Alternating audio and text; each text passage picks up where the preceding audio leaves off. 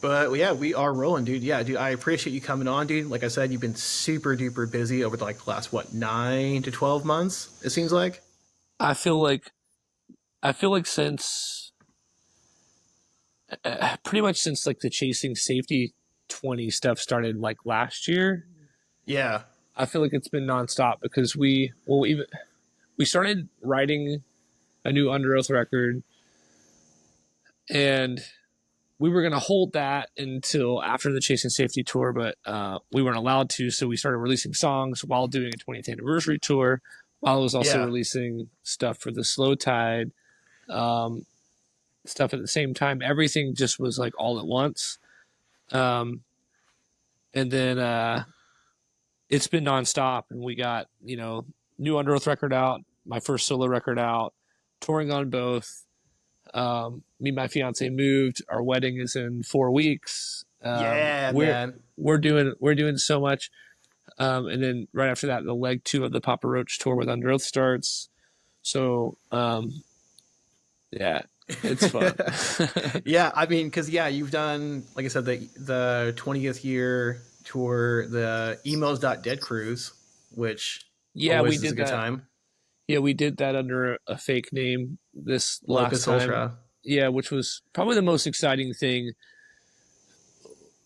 for me that I've done in a really long time, and a really cool like social like experiment without even knowing that we were doing it. Like in like hindsight, the experiment of like, so knowing that if we said, hey, it's Under Oath, we're going to play all new songs, people would be pissed off Yeah, because you go expecting to hear Writing on the Walls and, in regards to myself, Boy Brush Red, whatever new single we're pushing, whatever single at the last record, whatever it is you're expecting to hear, Hallelujah, whatever it is, you're pissed walking in the door. But to promote it as like we're just some band, and we played in like long sleeves so no one could tell you about your tattoos, or we all wore masks. It was hot as fuck. But like looking through these little holes of this wool mask that I had on, watching people's faces like light up and jump and mosh and crowd surf and get so excited about music, whether some people knew what it was, like, some obviously like Reddit's a thing, and, some of the deep divers and Reddit trolls figured it out. And then, word spreading around, and then a lot of people not knowing what it was, but the infectious energy of seeing like people having a good time, listening to stuff for the very first time, and that energy rubbing off on the people next to them, like someone else seeing someone moshing and jumping, like makes more people mosh and jump and crowd surf, and seeing people's faces like light up, smiling like from ear to ear, so stoked to be a part of hearing something for the first time and it being live. And it just like in the back of my mind, like getting off stage for the first time doing that, we did like five to six shows like that total. Like we did some club shows with Norma Jean, and two or three shows on the boat, and then 3 to 4, maybe more. I can't, it's like I said, like yeah, you said, it's been so busy that I can't really recall, but I think it was 3 to 6 shows total that we did, something like that. And yeah. after the first show, just being like, wow, man, what's crazy was seeing those people's faces light up, but knowing in the back of my mind how mad they would be if we would have said it was Under Oath. And that's a weird like feeling, because I was like, man, that was so cool, but like how weird that I know that these people would not have been pleased if we would have just announced that it was us. So it was a cool social experiment, and I wish we could have done more of it leading up to the record. We wanted to. We had a lot of big plans in it, but it's kind of hard to play under a fake name and lose money while you're doing it. But dude, I mean, that Atrium show, that was a certified scene moment. Like you said, like That's everybody was there. Were you there? I was there, dude. Like Oh, the the chatter first on the one. dude, Yeah, the and first like, one. Yeah, the first and one. people Like, started mhm. chanting before we got. Dude, it was so cool. The energy in that was just rad. Like that was Yeah, such a cool moment, and like I will never forget that. Even though we play, bigger shows all the time and more important shows all the time, for me that was one that there's certain shows in my mind that I'll never forget, and that's one of them. It was the energy in that room was so cool, and we were so nervous too because we were like, we've never done this. we've never actually performed in masks. We don't know how if Yeah. we're gonna like throw up and pass out, and we're trying not to perform like ourselves so people didn't instantly know. And we're also like playing all new songs. It's like, man, if we fuck this up, it's gonna, like this sucks. It's not like covered up by a bunch of people singing along or like just the repeat, the muscle memory of playing songs they've been playing for a long time. There was a lot of nerves on all ends of it, and it was super exciting. Yeah, and I had no idea what to expect either, because it was like I shot Chris a message and was like, "Did you make the boat this time, or did you miss it? Like the last you go round, or?" Yeah.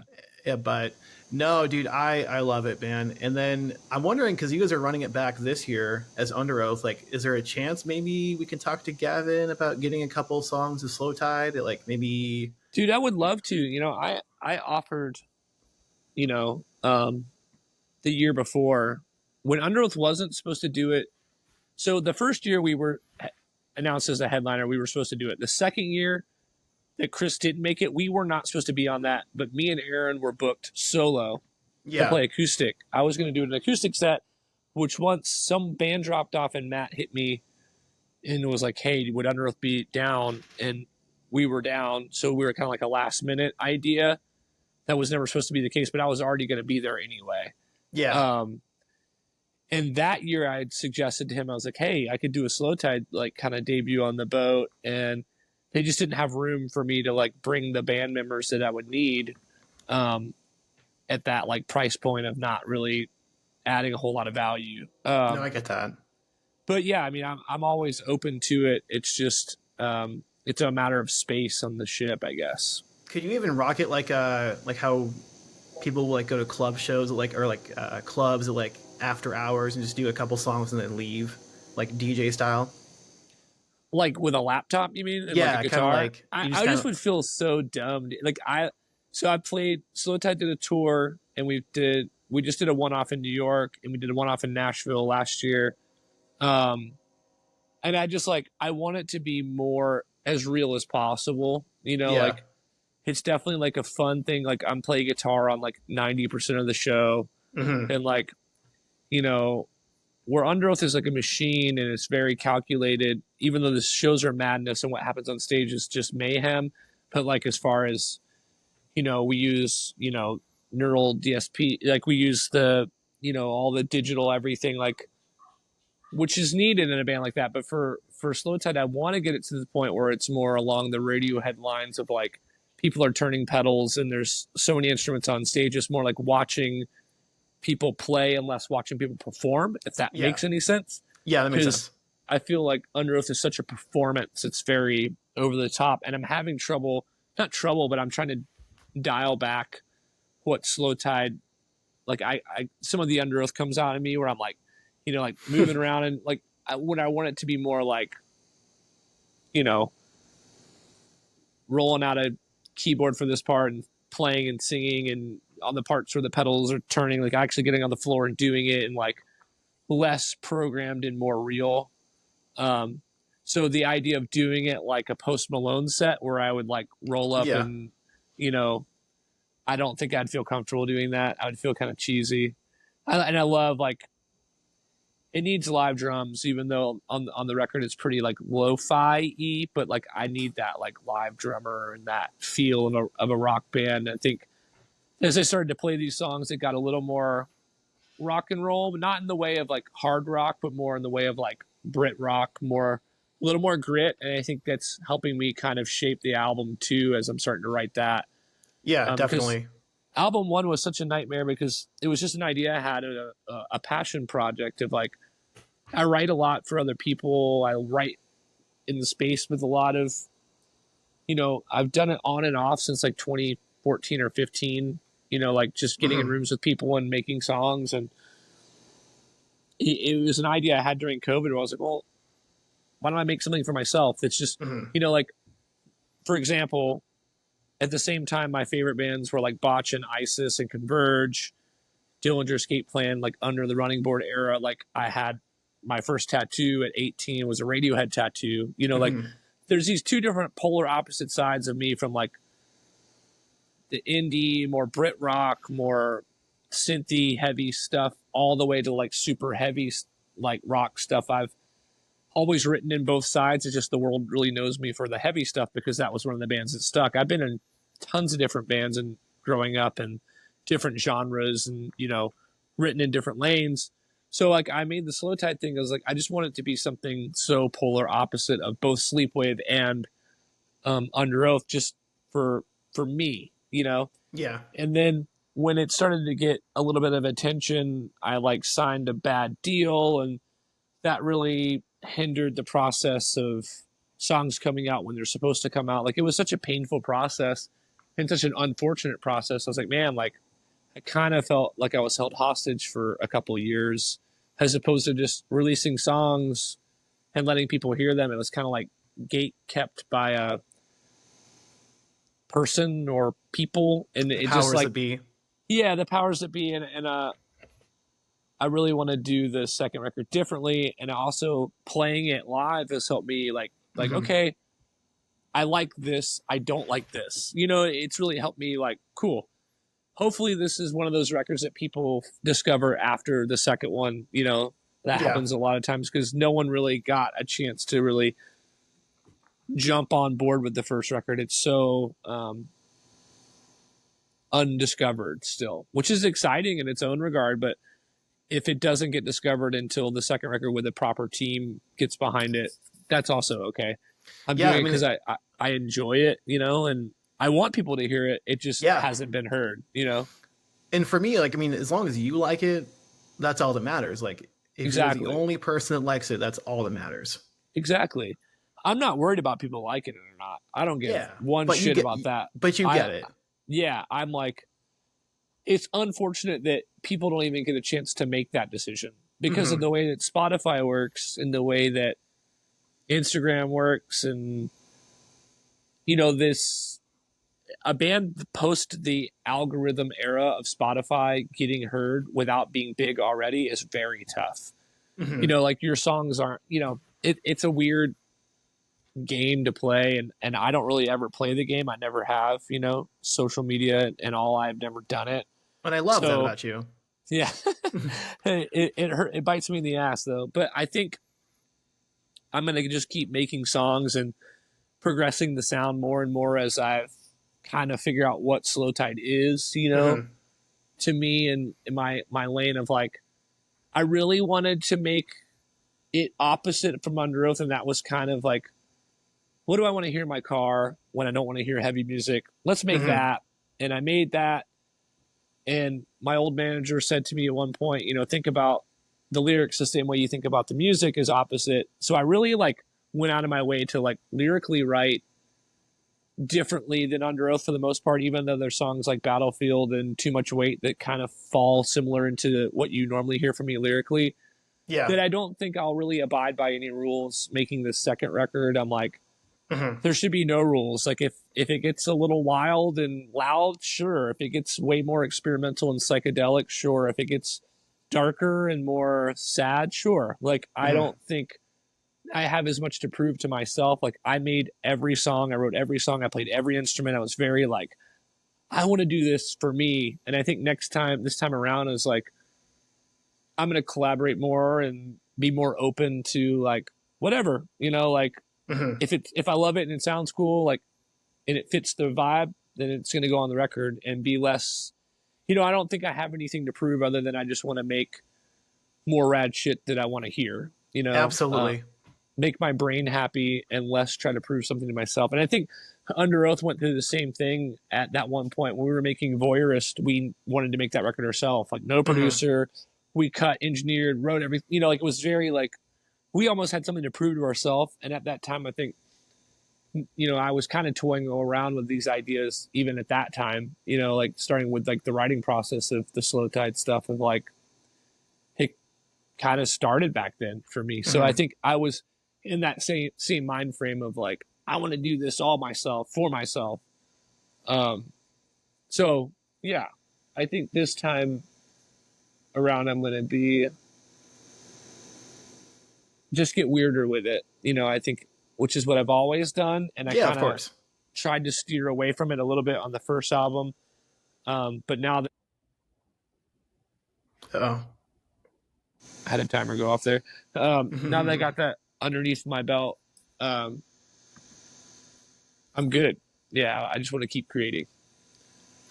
Yeah, man, it's crazy because like as long as you're making what you want to make, it's a solo project, so Yeah, you can't really go wrong. yeah. I mean, I could fire myself and then like hire somebody AI. else. I guess. Yeah, hire somebody else to do it.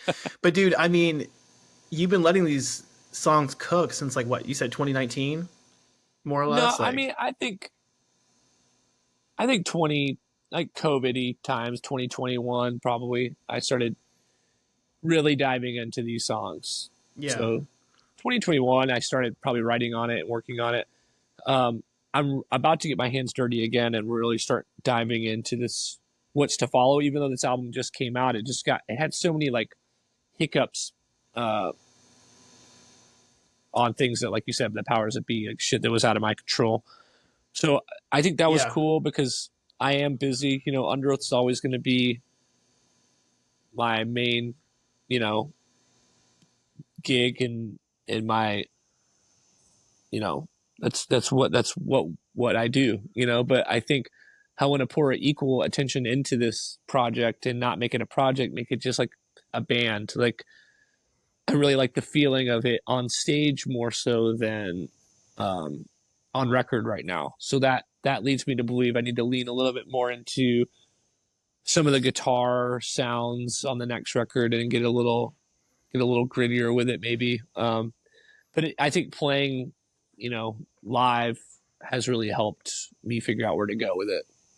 Is there a certain song live that like you have a different feeling towards after playing it for the first time, or I Rather Be Blind. It's a kind of guitar heavy song, and the way it feels live is just so rad. Like, yeah, and it's funny as like when I wrote that song, we were years away from ever seeing or hearing an Oasis reunion of any kind. But Liam has always been one of my favorite singers of, and just that Brit rock era of stuff.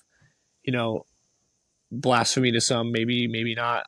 Like early Coldplay, like Parachutes, like that yeah, sadness man, of that sad, you know, sad guitar, like the melody choices, and even if the lyrics are happy, just that like sad Brit rocky kind of stuff. And that was kind of the like inspo behind that song. And as it kind of took new shape live, it's got a little bit more, uh, just a little dirtier, a little more rock and roll, but yeah.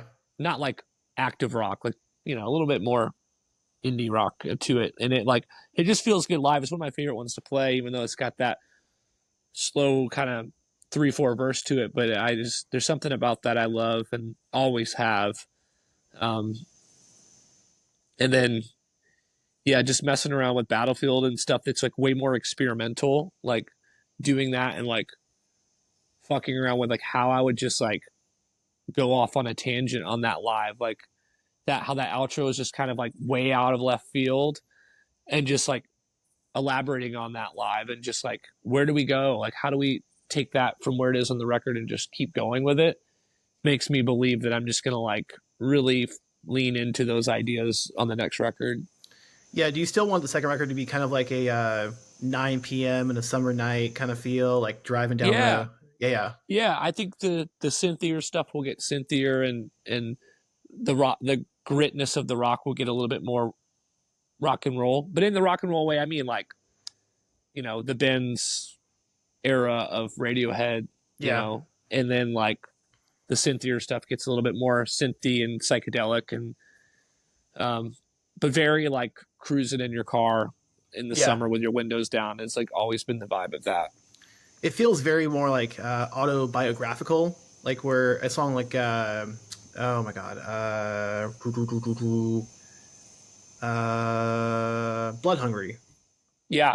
Mm-hmm. Like it's like you're telling a story, more or less, Yeah. like of Yeah. like a personal, like That just was how a difficult addiction can be, and like I it's funny because that song I was written about an exact moment that it was like the last night I was like, or I mean, obviously I had some relapses and some struggles after that, yeah, but it was like the last night of like, okay, I'm done with this. Like the decision making after that, and that last night, how it felt. And the guy that was with me, a good buddy of mine, um, And when I wrote that song, I sent it to him. I was like, hey, about that last night. And he's like, he doesn't do drugs anymore either. And it's funny because he plays bass for me live now, and we have that, like, man, that song's about a moment in like probably 20, it was right before COVID, and it was just like how it made me feel like the use of the word vampires is not in the like romantic like way of more just like kind of nasty. Like you Yeah. feel like what that would be like in real life, where you don't see it in like a Twilight type movie. You see it in like literally ripping someone's neck apart and killing someone because you're so hungry for something. You know, like you're Yeah. willing to like really do whatever it takes to get what you want, and that's a nasty feeling of just like addiction is just a gross.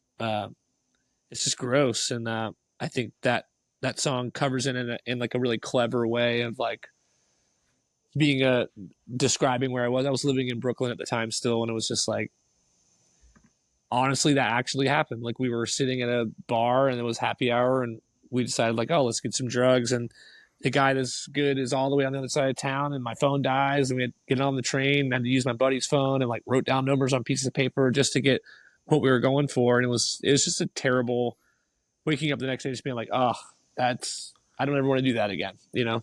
Yeah. Especially with like the line where it's like took two but I took seven. Yeah. Like I said I'd take damn. two, but I end up doing seven. Yeah. Yeah, that's a that's And a it, that's a line. yeah. And it's just not a good place to be in. And it's a reminder too. I love playing it because it just reminds me of like, yeah, I don't ever want to be back there. And it feels like my lifestyle has changed so much. You know, I've found so many other things that I love. I still think I'm addicted to the feeling of feeling good. Yeah. It's just a completely different thing. It's like going to the gym and getting a Yeah. workout in. Like I get upset when I don't get to go. Like I start to like, if I miss a couple of days because of travel and like flying and like being all over the place, I start to get kind of angry the same way I would get Mhm. angry if I couldn't find drugs. It's really weird. And then, you know, sleeping. Like I love the feeling of waking up refreshed and like feeling good and like eating clean food and working out. I had the same.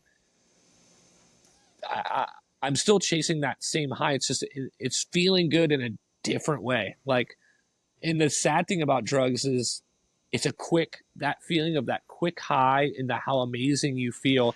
Nothing quick is good. Money, feelings, like all that shit. Like quick stuff isn't good. And it's way easier to take a hit, a line, whatever you're doing, pop a pill to get an instant feeling, right? And then it starts to get worse every time. You actually start to never really get there ever again. But that destroying your body to feel that, because what's way harder is putting clean food into your body, waking up refreshed after sleeping good and working out and feeling these endorphins and these highs by putting in the work, because putting in the Yeah. work is so much harder, but that is the best way to get that feeling and to feel good is to put in the work. It's just like, man, you know, cutting corners and making quick money is my think is the fix, but when you realize it's not, and it's like, oh man, you're doing all this shit that probably isn't good for your life and isn't going to have a long term value, when you should have been, you know, the guy who puts in the work and focuses on the job, and it takes him forever to get where he's going to go, but his business is now sustainable and will last a long time because he put in the work, you know. Yeah. And then someone else of like selling drugs, quick money, it's not sustainable, you know. It's like, yeah, can you get quick money? Sure, Mhm. buy a ounce of something and cut it in half or whatever you're doing and go out and make some money. Sure, anyone could do that, but it quick isn't good, you know. And that's the same as getting high and addiction and doing things going the hard way or the easy way, you know. And I think we Isn't all go through those phases of, you know, when you're younger, easy it always seems like the answer, right? dude, isn't it crazy like you get older and you just have to renegotiate like what you want, like routine? Oh my god, dude, cuz I just came back from Jersey for SummerSlam Okay. and I'm like, dude, I've been gone for 3 days. I'm in Oregon, so it's a complete across the US thing. Like I need to be consistent with just routine, like sleeping and just gym and eating well. It's Yeah. like it's Or they're hard. out. Yeah, dude, it's hard. It's hard. It's hard being on tour, and Under Oath luckily is in a place where 1 second. Wait Yeah, one yeah. second. Um, hey babe, those sweet potatoes are done. Um, so with Under Oath, it's a little bit easier because we, like at that level, it's easy to like have time because you got a crew. You can go to the gym. You can eat well. You can put good food on the rider, or there's Yeah. catering, or a lot of those arenas or big venues are, when you got a crew, you can get in a Lime scooter or get in an Uber and go eat a nice healthy place and go to the gym and do all that. But with Slow Tide, it was really hard. It was like, man, this is gonna break me. It's like I'm so tired. Like we drive every day. The minute we get done with the drive, we're at load in. Load in means straight to fucking sound check, and then doors are open and we're at merch because it was like I was like, oh man, like this is very, I feel like I've paid my dues multiple Oh, times over, and maybe I'm a glutton for punishment because I keep putting myself in that. I did it with Under Oath and bands before Under Oath. And then I did it with Under Oath, and then I did it with Sleepwave, and now I'm doing it again with Slow Tide. I'm like, what am I doing? But I guess it's just, I love playing. Like, there's some shows on the Slow Tide tour that were really rough. I was like, this isn't fucking worth it. Like, I'd rather be at home with my soon to be wife and my kid. Or there was shows that were like, man, that feeling, that was like, the shows were like tiny places with 100 people in them, but like just playing something different. And it was that's why I do, like, that's why I do it. Like that feeling, like we would get off stage and be like, okay, now that, even if we had 2 out of the 20, like that was worth it, oh yeah, so dude. It's like a collective like vibe where everyone's kind of on the same page, yeah. and it feels different compared to like you're playing an arena. Yeah. It's like Yeah, okay. it's funny to wedge the Slow Tide tour in between 2 arena runs. Like it was pretty wild. And I don't even think, for me, like, people are like, is it humbling, or like, is it, I'm like, I mean, I don't know. Like, I don't really view us as like, we deserve this shit, we're fucking awesome. Like, I'm just kind of like, Yeah, man, we work really hard. It's not luck. I mean, I can say we work really hard, and we still work probably harder today than we did when we were 18, 19, 20, 21. We work harder now. Um, but like, I don't ever feel like because we do all that, I should go out there and work hard. I'm like, hmm, I'm open to it. I mean, it's what I love. If I didn't love it, I wouldn't be doing it. If I didn't for love sure. playing, like, I think my favorite thing is being on stage. The older I get, I'm like, I love writing songs. I love being creative. But I think there's something about being on stage that maybe that's my number one. I hate being away from home, but I love being on stage. It's a really weird double-edged sword. It's like the sense of like always having to write or create something, Yeah. where it's like you have that itch. Like, was there any sort of like kind of euphoric with like you dropped the Underearth album in March, end of March? April, March, April, Yeah, yeah. April, I And then think. like Slow Tide came right after, like maybe 8 9 weeks June. after. Yeah, I think it was June. Yeah. Yeah, so it's like this bop bop bop kind of feeling where you get Yeah. to kind of ride that wave. I'm like, okay, Yeah. It's really interesting to go listen to them back to back. yeah, That's a, I don't, so the Slow Tide music isn't made for Under Oath fans. Like, and I think, well, this day and age, you'll see someone with Taylor Swift and Deftones on the same, like if you look at people's Spotify now, it's like, yeah. that's kind of the beautiful part. I was kind of dogging it earlier about how hard it is to break out with Spotify and stuff now as a newer artist. But there is a beauty to it because when I was coming up, you either listen to A or B. Some people Yeah, listen to 2 types of genres, but like you identified as a scene kid, like you remember, like we all, you had black hair, you had the studded belts and like the look and the lip piercings or whatever, the plugs, and like there was a definite identity with it. And now I feel like music is so open. It's like I don't make this music expecting Underoath fans to like it, but there's also like, but maybe like sometimes people have Taylor Swift on, and the next song is "All the Love Is Gone" on the new Underoath record, and or like you never know what people like anymore because people kind of like everything. So it's not catered towards that audience, and I don't expect that audience to come with me, but it is. If you do like both things, kind of like the Foster the People, Tame Impala kind of lane of stuff, and also like the Underoath, Deftones, whatever else you want to, Devil Wears Prada, whatever shit else you like in that lane.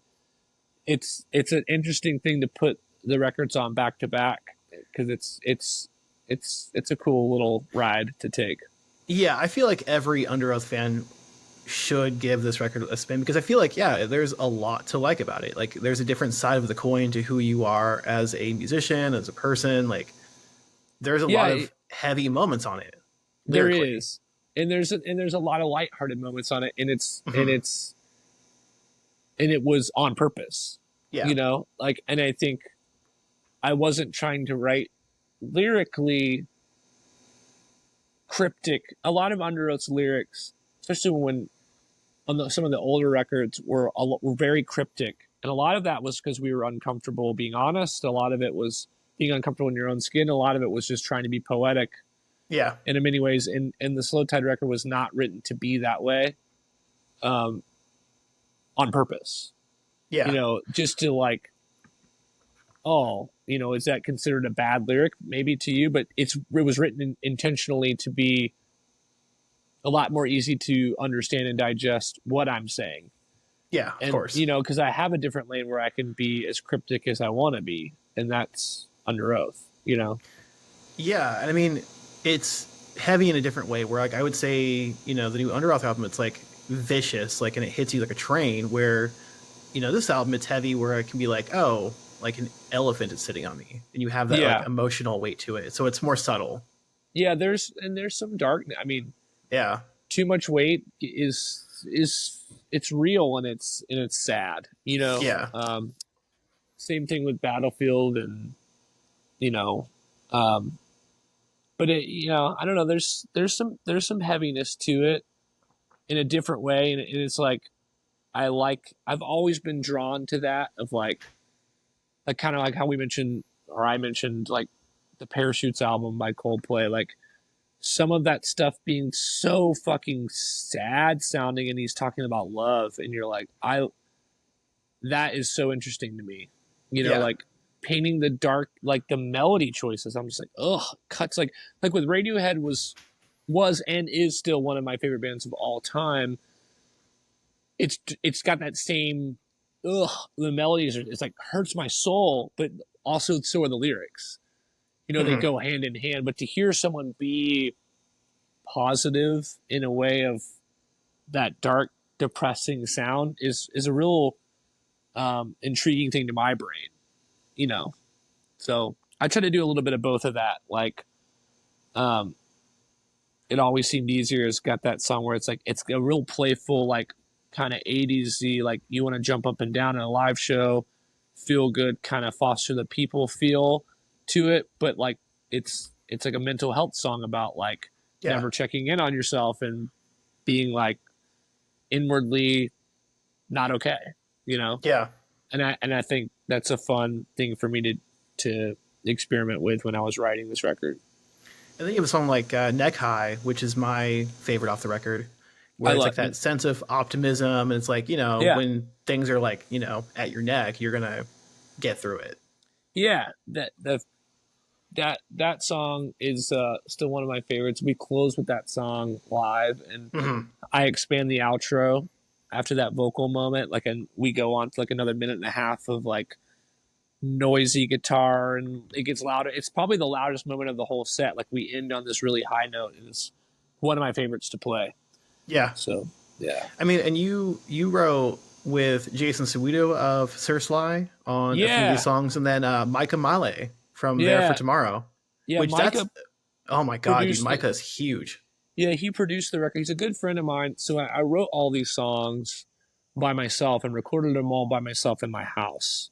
Yeah. And then I was like, am I crazy? Do I have something here? And so Yeah. then I hit up Micah, and I went out to LA, and me and Jason did 2 songs together, just like fucking around, not knowing it was going to be on the Slow Tide record, just like making music, you know? Yeah, for fun. Um, and then I had all these songs, and I hit up Micah, and I was like, what do you think? And he loved it. So I was like, he was like, well, if you want to make the record in my house, like, I'd love to do it. And I was just like, I really love his energy, and he's so Hmm. talented, and Oh, dude. he's just one of the sweetest people. So I was like, I felt really comfortable being like, okay, shoot me straight. And we got in there, and some of the songs he'd be like, what is that part and why is that part? And we would kind of we cut it up from there. But I wrote and recorded everything myself at my house first, and then recorded everything at Micah's house, and we made some changes on stuff here and there, and Yeah. finalized everything, because I was like, doing a solo record's cool, but not having a producer, you might end up smoking your own brand so much to where you put something out that people are like, what the fuck is this? You know, Never so again. yeah, it was, I needed someone's outside opinion once I was done with the creation process. Like, okay, to take this from here to here and ready for release, what do we, what do I need to do? And I hired a friend to be like, all right, I'm coming to your house. I think we cut it in 13 days. Um, and that was it. Yeah, Am I out to lunch here, or should Micah be like one of the biggest like pop stars out there right now? I agree. Because He's like, incredible. oh my god, dude! Like, if anyone listening has not heard some of his like solo material post there for tomorrow, It's incredible. absolutely insane.